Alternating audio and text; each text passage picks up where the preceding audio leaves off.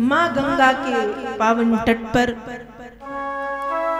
श्री सुखदेव जी महाराज के चरणों की छत्र छाया में विराजमान हैं और यहां से वह पावन कथा प्रारंभ हो रही है जो सुखदेव जी परीक्षित को सुनाते हैं। श्री सुखदेव जी महाराज परीक्षित से कहते हैं कि जब भगवान ने संसार की रचना की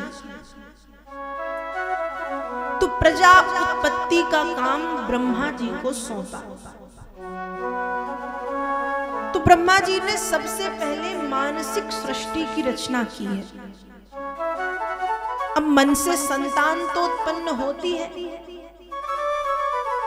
लेकिन रुकती नहीं है, ठहरती नहीं है, होती है और जंगल चली जाती है। ऐसे में तो सृष्टि बढ़ती ही नहीं। मानसिक सृष्टि की रचना में ब्रह्मा जी असफल हुए। उस समय ब्रह्मा जी ने मैथुन सृष्टि की रचना की, स्त्री एवं पुरुष के द्वारा संतान की उत्पत्ति। ब्रह्मा जी का एक नाम का अक्षर से है। का मतलब है काया, काया मतलब शरीर। ब्रह्मा जी के दाहिने अंग से स्वयंभू महाराज मनु, वामांग से महारानी शतरूपा की उत्पत्ति हुई और इन दोनों ने मैथुन धर्म के द्वारा 5 संतानों को जन्म दिया है। वेद व्यास जी लिखते हैं तदा मिथुन धर्मेण प्रजाहे धाम्य बभूविरे सचापि शतरूपायां पंचापत्यान्यजी जनति। मनु और शतरूपा ने 5 संतानों को जन्म दिया है जिसमें से 3 बेटियां हैं, आकृति, देवहूति और प्रसूति, और 2 बेटे हैं, उत्तानपाद और प्रियव्रत। लेकिन संतान उत्पत्ति से पहले मनु और शतरूपा 10,000 वर्ष तक तपस्या करने के लिए गए थे और इनकी तपस्या से प्रसन्न होके भगवान ब्रह्मा, विष्णु और महेश ने इन्हें एक बार नहीं कई बार दर्शन दिए। विधि हरिहर तप देखी अपारा मनुष्य समीप आए बहुबार। एक बार नहीं बहु बार, बहुत बार आए और आखिरी में भगवान विष्णु ने दर्शन दिए हैं और पूछा कि बताओ चाहते क्या हो। तब मनु महाराज कहते हैं आपको चाहता हूं। भगवान ने कहा मतलब? मनु महाराज की बातें सुनकर के भगवान चौंक गए। मनु कहते हैं कि हे प्रभु, आप तो परम कृपालु हैं, मैं आपको चाहता हूं। लेकिन जब भगवान आश्चर्य में पड़े तो कहते हैं नहीं नहीं, चाहूं तुम ही समान सुत।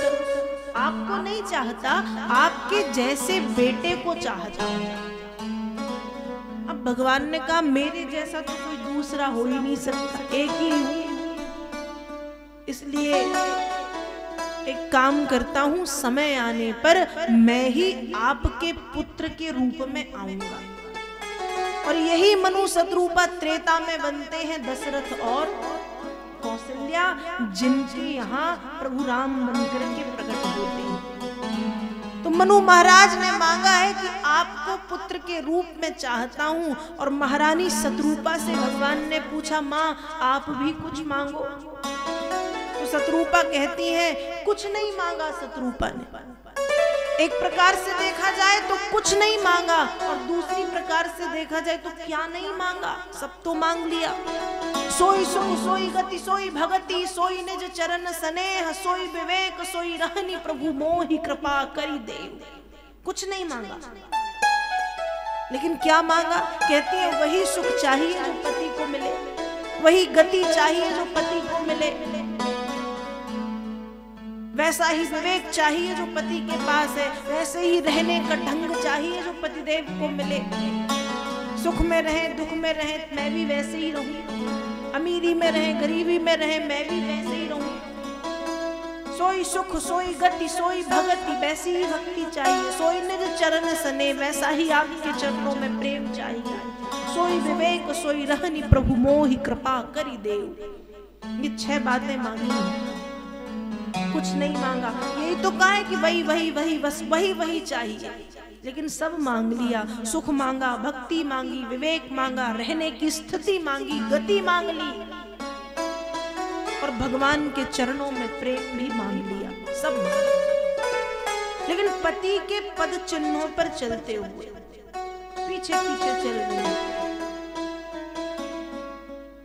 सब मांगती है।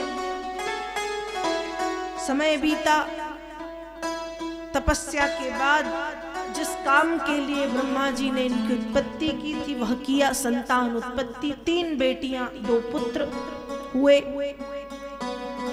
जब और समय बीता तो मनु महाराज को लगा कि अब मुझे भी मेरे पिता के धर्म का पालन करना चाहिए, अर्थात मुझे मेरी बेटियों का विवाह करना चाहिए। तो आकृति का विवाह प्रजापति रुचि के साथ कराया और प्रसूति का विवाह कराया प्रजापति दक्ष के साथ।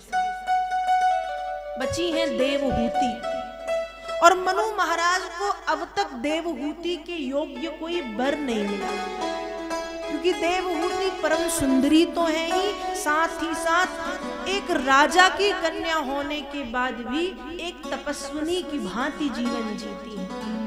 तो मनु महाराज सोच विचार करते हैं कि कैसा वर इसके लिए लाऊं, कहां से खोजूं। उस समय ब्रह्मा जी के मानसिक पुत्र हुए कर्दम ऋषि, और ब्रह्मा जी ने कर्दम ऋषि से कहा कि आप अब इस सन्यासी जीवन को छोड़ के गृहस्थ जीवन में प्रवेश करो। देखिए, गृहस्थ आश्रम की गृहस्थी रूपी गाड़ी के 2 पहिए होते हैं। जैसे बैलगाड़ी के 2 पहिए होते हैं, एक पहिया टूट गया तो बैलगाड़ी चल भी नहीं पाएगी, उसकी चाल बिगड़ जाती है। वैसे गृहस्थी रूपी गाड़ी के भी 2 पहिए हैं, एक पति और दूसरा पत्नी। दोनों में से कोई एक टूटा तो गृहस्थी की चाल भी बिगड़ जाती है। तो कहा गृहस्थ आश्रम में प्रवेश करो। कर्दम ऋषि ने कहा ठीक है। ब्रह्मा जी कह करके चले गए। पुत्र ने पिता की बात तो मानी, लेकिन पहले 10,000 वर्ष तक वे भी तपस्या करने गए। प्रजा सृजेति भगवानो कर्दमो ब्रह्मणो दितः, सरस्वत्यां तपस्ते पे सहस्राणाम समादसो। सरस्वती नदी के तट पर 10,000 वर्ष तक तपस्या करने के लिए कर्दम ऋषि पहुंचे। कर्दम की तपस्या से प्रसन्न होकर विष्णु भगवान प्रकट हुए और कहा कि बताओ क्या चाहिए। कर्दम ऋषि कहते हैं तथा सचाहम परिवोढुका समान शीलाग्रह में दधेनु उपेवान मूलमशेष मूलम दुरासयः काम दुघांग्रि मूलो